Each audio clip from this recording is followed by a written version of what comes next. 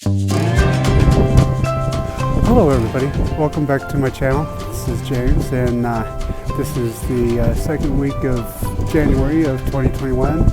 I hope your new year is going well so far. This week's video is going to be some more recipes to help with changing for a healthier lifestyle.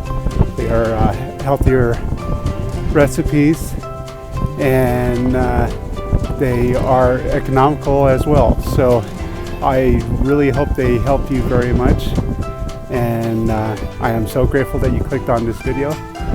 Please remember to hit the like button, and if you don't already, please hit the subscribe button for my channel. That would help me so much, and I would be very grateful. Another way you can help me out is by checking out my website at www.jbaileyphoto.net. The link will be listed down below as well, but if you go check out my website, you'll find prints available for sale, and the sales of these prints will really greatly help me with paying for travel expenses.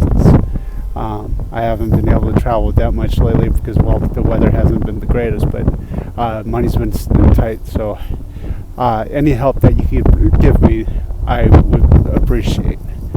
Alright, so thank you again. I know there's so much other content that you could be clicking on, and I am hoping that I continue to grow this channel. But if you please keep coming back every week, that would help me, and I appreciate you. All right, thank you.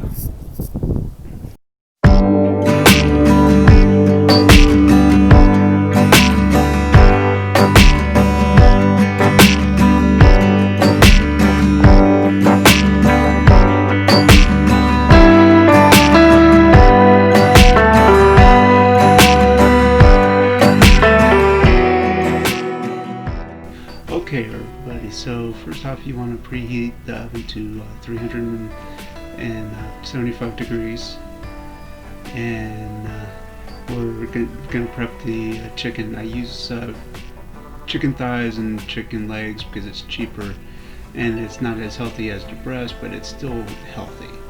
And you want to coat it in olive oil. I like using the spray olive oil. So, but you want to not overdo it, but make sure it's got enough so you can try to get some crispiness to the skin. And then you're going to want to season it before you roast it in the oven. So this is salt, just sprinkle enough over the chicken for your taste.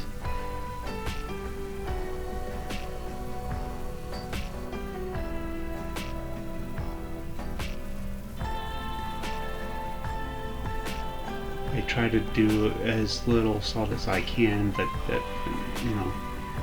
And this is cumin.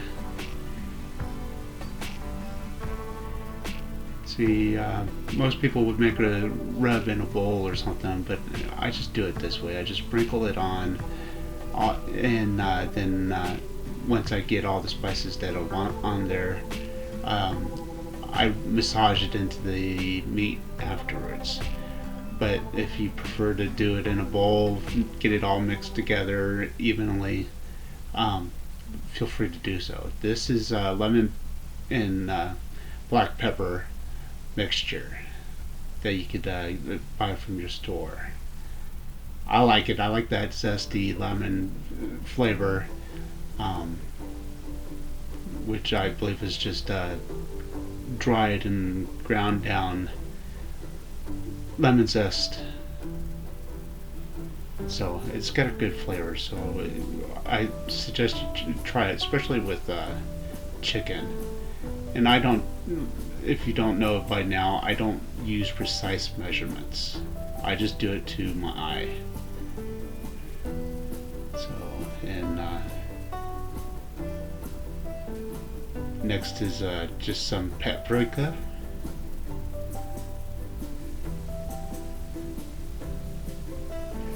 Gives it that nice smoky taste. It's not really spicy or anything like that, but it's got a nice smoky flavor.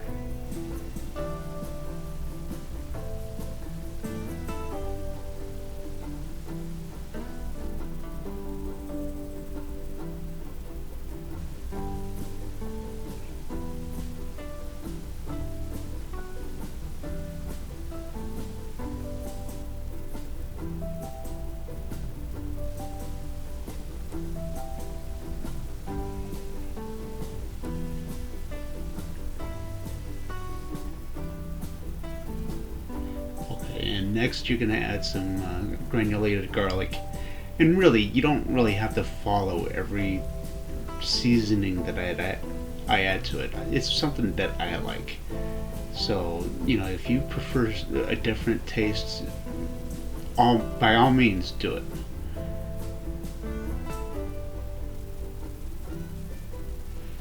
You know, instead of lemon pepper, maybe do regular black pepper, and then you zest fresh lemon zest over it. So, and this is dried oregano.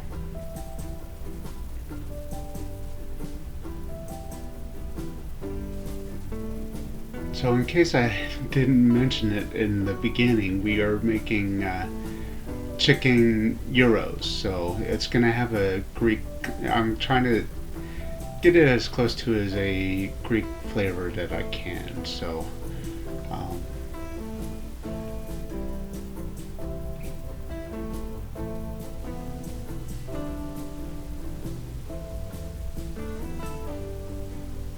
and yeah, it's trying to explain to you to use your hands to massage it in. I don't know why I had to be so dramatic about it, but or maybe not dramatic, but kind of goofy. You want to just kind of get it worked into every crevice as much as you can. And it's kind of, usually I would use two hands and really get in there, but I was holding my camera. Actually, I decided to use my cell phone for shooting these videos recently, so it just kind of makes it easier. But I didn't start using the tripod until I didn't use a tripod for this video, this recipe. But so, and I probably didn't need to make this section, so whatever, I'm mumbling.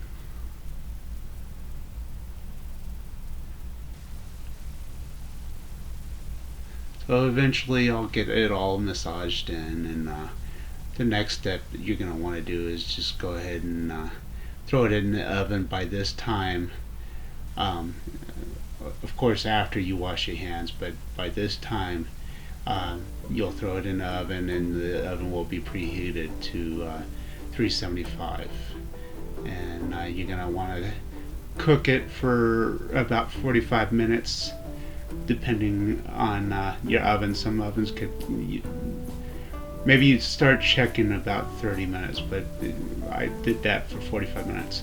Next we're going to make a tzatziki sauce, and what you do is you shred the cucumber, and that's Greek yogurt, and you want to squeeze it in a paper towel or a regular towel, and squeeze out as much water as you can. Then add lemon zest, and then salt and pepper to your taste.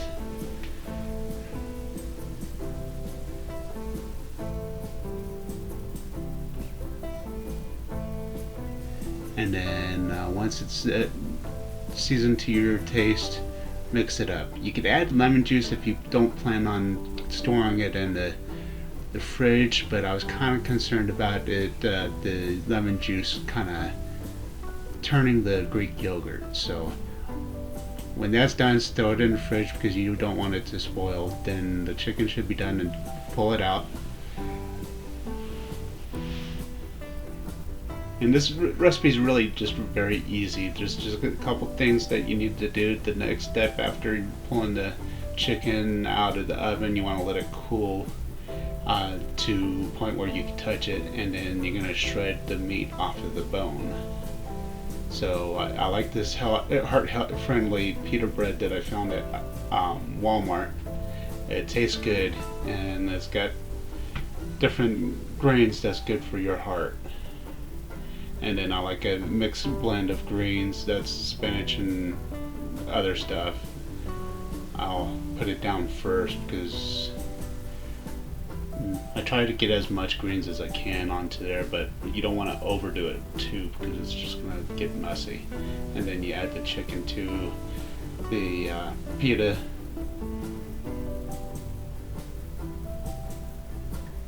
And then next you're going to want to add some cherry tomatoes. You can cut them down into quarters or halves. I don't have the patience. I just put them in whole. I don't mind biting into the whole cherry tomatoes, and I probably should have cut this out because this is just stupid. But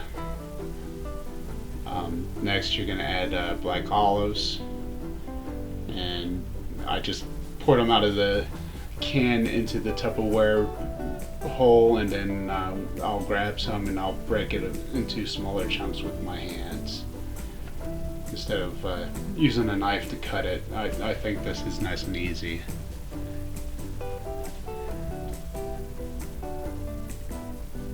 And next is the tzatziki sauce.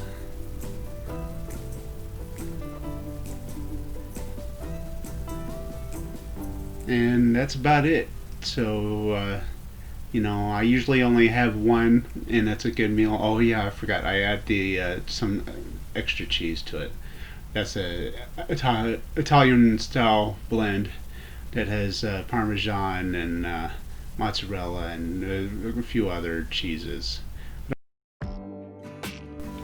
Okay, so for the next recipe, I'm going to show you how I make oat bread. If you're on a low carb diet, you don't want to have this recipe, but if carbs are your friend, then or if you believe that they are like I do, then go ahead and make this. It's nice and healthy and cheap, so I hope you like it. First, you're gonna start off with adding some rolled oats to the bowl, and I'm doubling it. So what you're gonna do first, so I did a half cup of oats. Next is oat flour. I made that myself. I just added it to the food processor and processed it down. But for the oat flour, I do 1 full cup. And then next is you can add yeast. And always remember to store your yeast in the fridge. They stay alive longer.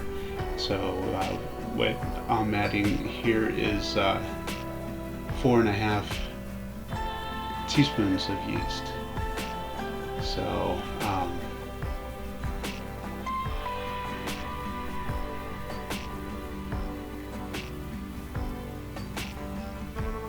alright, so next you can add warm water.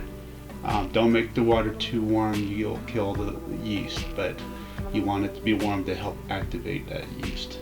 And I just poured in there 2 cups of water. And you want to mix it up together, and I'm trying to make sure everything is combined thoroughly. And then, but once you get it mixed, you're going to set it off to the side and let it set for 10 minutes. And next you're going to add flour. I'm going to add 2 cups of all-purpose flour,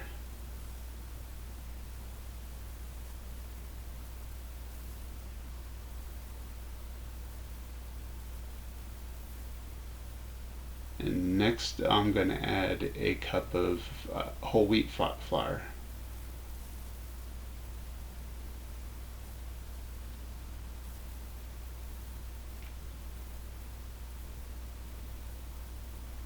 Actually, I'm going to add 2 cups, sorry about that.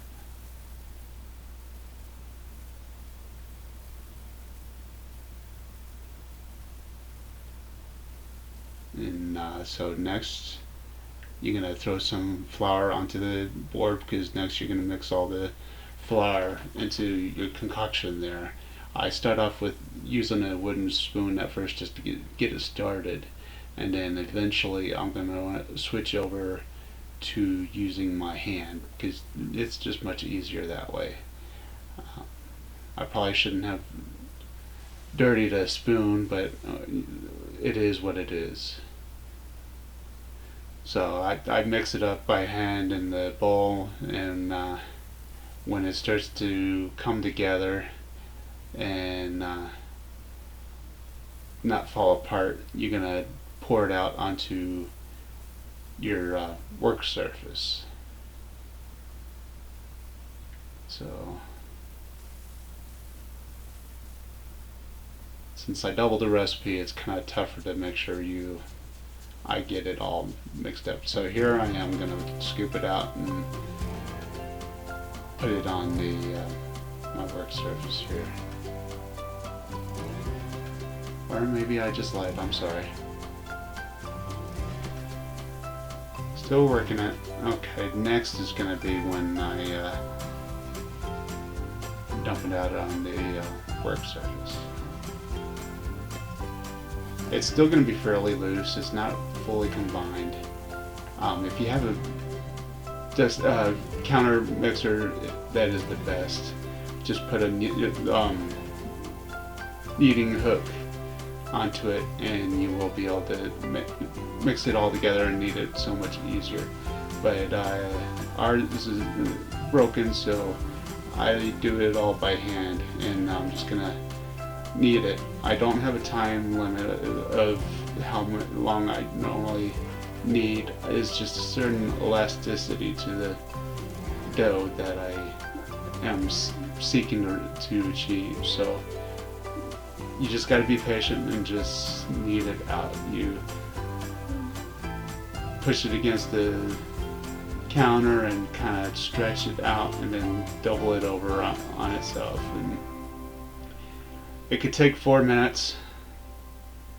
It could take longer.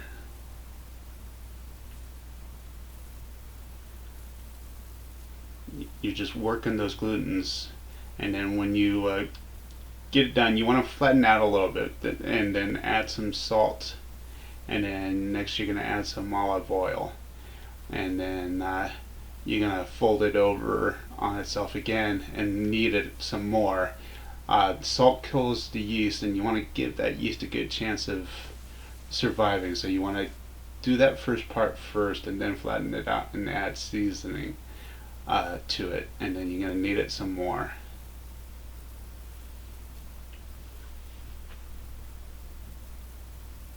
Alright, so once it's kneaded, you're going to roll it into a ball. I use the same bowl, a mixing bowl that I put it all together, and then you're going to add some olive oil to the bottom of it to help keep it from sticking.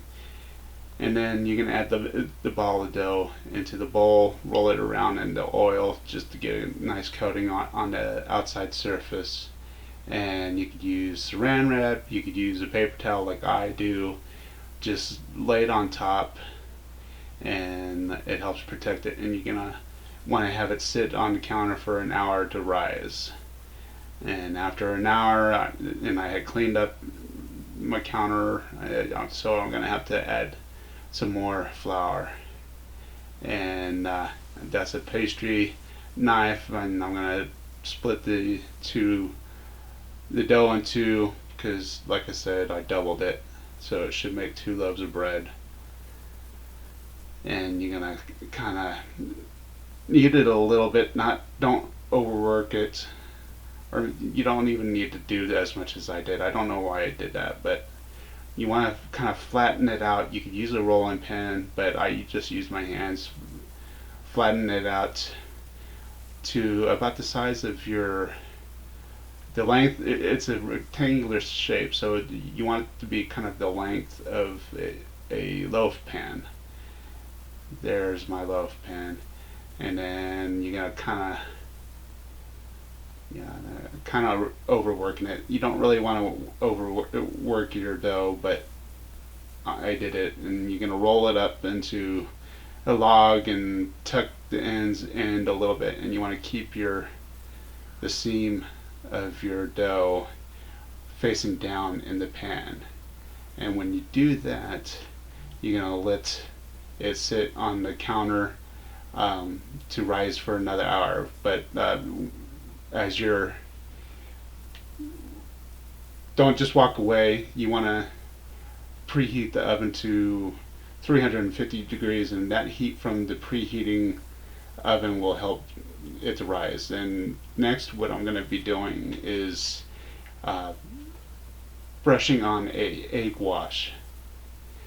It helps to give it a nice shine, but plus I'm going to add oats to the top of it. So the oats, it's going to help the oats to stick to your bread. And then once you add some oats to both of them,